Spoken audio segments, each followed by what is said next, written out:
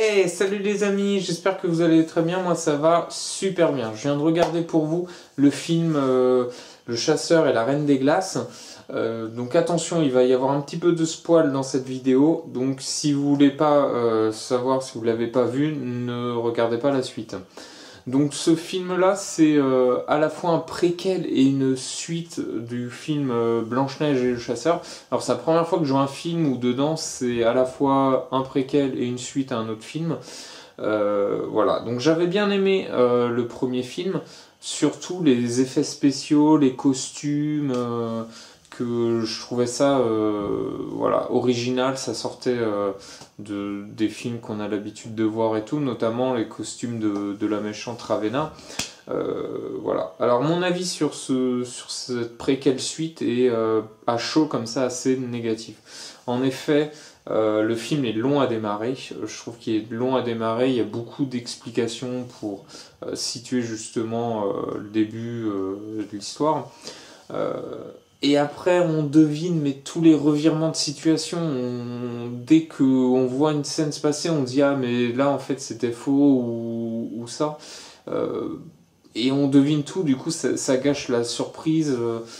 Voilà, les revirements de situation, on devine tout de suite.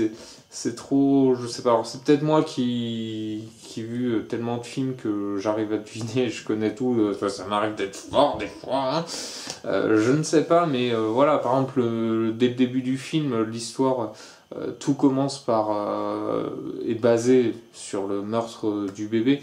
Et tout de suite, j'ai su que le meurtre était manipulé et entre guillemets faux. Voilà, donc c'est le meurtre n'est pas faux, vous verrez le film. Mais voilà, j'ai tout de suite deviné la fin en fait. Du coup, j'étais un peu déçu, comme la séparation, le combat entre les deux héros et la séparation. Pareil, j'ai tout de suite deviné que ça a été manipulé par la méchante Ravenna. Et quand Sarah tire sur Eric, pareil, je savais qu'elle avait tiré sur le médaillon et pour pas le tuer, voilà, donc direct, et j'ai trouvé ça dommage, quoi, dommage, peut-être trop facile, le scénario peut-être trop facile et tout. Par contre, j'ai quand même, j'ai toujours aimé le style, j'ai retrouvé le style du premier film. Donc ça, j'ai trouvé ça bien. Et les effets spéciaux et les costumes des méchantes, mais j'adore les effets avec la glace et tout, mais moi j'ai adoré ça et surtout le combat final. J'ai trouvé ça, mais voilà, j'ai adoré.